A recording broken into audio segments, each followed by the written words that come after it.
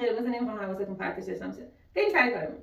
اگه شما مثل من بعضی وقتا دنبال انگیزه این، دیدن این فیلم‌ها باعث میشه دلتون بخواد پاشین بریم باشگاه یا اون کار نصف نیمه‌ای که ولش کردین رو دوباره شروع کنین. بریم سراغ 10 فیلم انگیزشی ورزشی که حتما باید ببینیدش. کاش میتونستم مجبورتون کنم که بشینید این فیلم‌ها رو ببینید. پس اگه حاضرین بریم برای معرفی. فیلم شماره 1.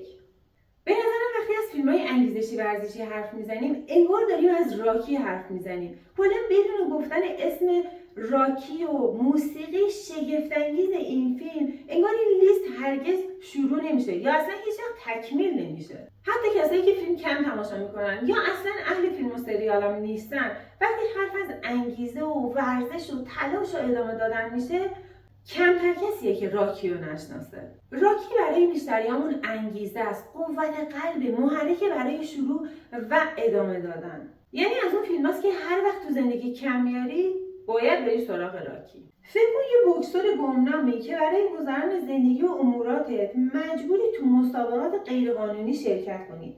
بعد یهو قهرمان سنگین وزن جهان برای اینکه محبوبیت خودش رو بیشتر کنه و خودی نشون بده تصمیم میگیره با بوکسورای ناشناخته کوچولو موچولو یه مبارزه نمایشی و الکی ترتیب بده. شاید خلاصه داستان اونقدری که باید ترغیبت نکنه که تماشاش کنی، ولی جالبه بدونی این فیلم با کمترین بودجه ساخته شده. فیلمنامه‌اش توی 3 روز نوشته شده. کی فیلمنامه رو نوشته؟ خود راکی. بله، سیلوستر استالونه.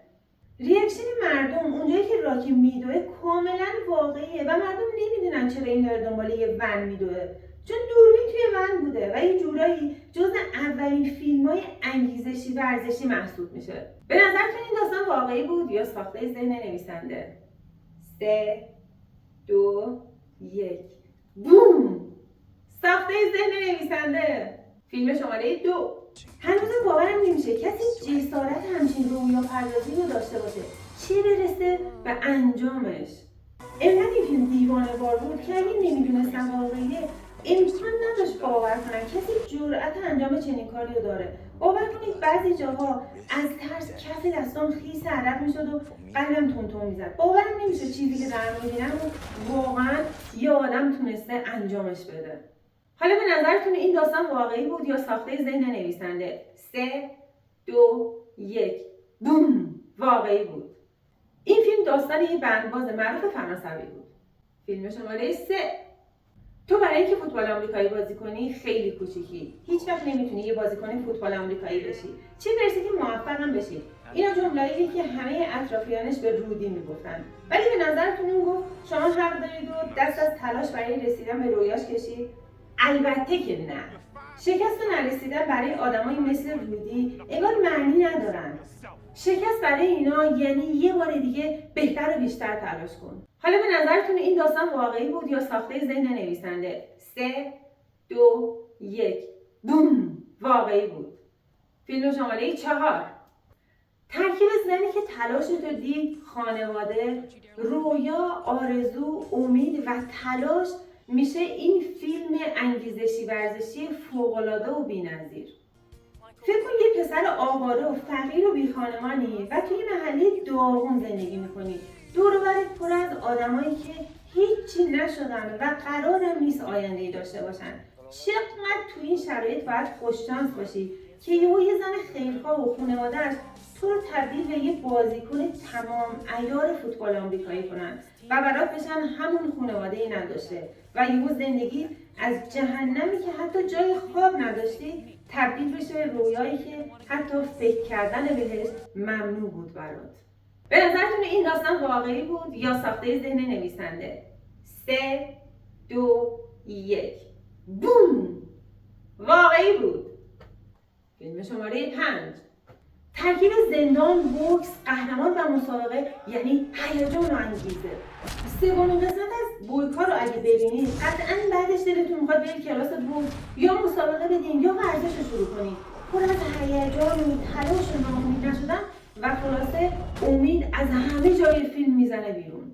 حالا به نظرتون این فیلم واقعی بود یا ساخته ذهن نویسنده؟ 3 2 1 بوم! ساخته ذهن نویسنده. فیلم شماره 6. سوگواری برای هر کس متفاوته. یکی افسرده میشه، یکی هیچی نمیخوره، یکی غرق مشروب و مواد میشه، یکی هم مثل بیلی چنگ میزنه به تمرین و رینگ بوکس. سخته؟ پرسیدن داره؟ البته که آره. فکر کن تمام غم و درد تو با خودت جمع میکنی میبری سر تمرین توی رینگ مسابقه و بوم. به نظرتون این فیلم واقعی بود یا ساخته ذهن نویسنده؟ 3 2 1 بوم. ساخته ذهن نویسنده. فیلم شماره 7.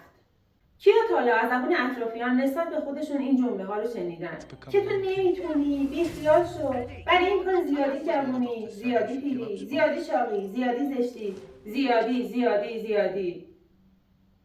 شاید این جمله برای هممون آشنا نباشه، ولی مطمئنم برای بیشتریامون آشناست. ادی نه فقط به خودش، به خیلیمون نشون داد درسته که زندگی آسون نیست، هیچ میانبری برای رسیدن به خواسته‌هامون وجود نداره. همیشه حرف هست، درد هست، شکست، پس دلت بخواد و خیلی چیزایی دیگه. اما نتیجه تلاش دیسیپلین هم خودت و هم اطرافیان تو شگفت زده میکنه. به نظرتون این داستان واقعی بود یا ساخته ذهن نویسنده؟ 3 2 1 بوم. واقعی بود. فیلم شماره 8. به عنوان ورزشکار اگه پاتون بشکنه چی کار میکنین؟ شکستن که خیلی زیادیه. من خوردم زمین و مینیسک زانوم به فنا رفت. کلا از زندگی ناامید شدم. اصلا نمیتونستم تمرین کنم. یعنی حال و حوصله تمرین نداشتم. چه برسه به اینکه ادامه بدم و انگیزه داشته باشم و از این کارا. فکر کن طرف تصادف میکنه. دکترها بهش میگن اصلا تا آخر زندگی خواب ورزش کردن رو نباید ببینی. چه برسه به مسابقه. اگه بتونی راه بری واقعا هنر کردی. اونم میگه چشم. معلومه که نه. ادامه میده. اونم چه ادامه دادنی. چقدر درخشان. چه قدرتی این مدل آدم تو ادامه دادن دارن. واقعا شگفت انگیزن. بعد دیدن تمام فیلم‌های این شکلی همیشه میگم اگه اینا واقعی نبودن امکان نداشت باور کنم کسی بتونه همچین کاری کنه. یعنی تو مخیلم هم نمی‌گنجه کارشون، قدرت ذهنشون، اون حجم از خواستشون برای هدفی که دارن برام غیر قابل باوره. حالا به نظرتون این داستان واقعی بود یا ساخته ذهن نویسنده؟ 3 2 1 بوم. واقعی بود.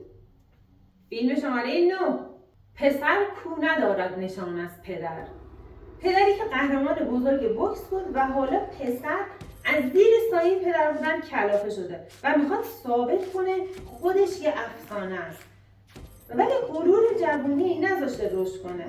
اینجا درست همون جاییه که یک کوچ واقعی باید وارد میدون بشه و چه کسی بهتر و کار درست‌تر و خفن‌تر از راکی. کسی که هر جا اسمش بیاد پشت سرش انگیزه، ورزش، امید و تلاش هم باهاش میاد.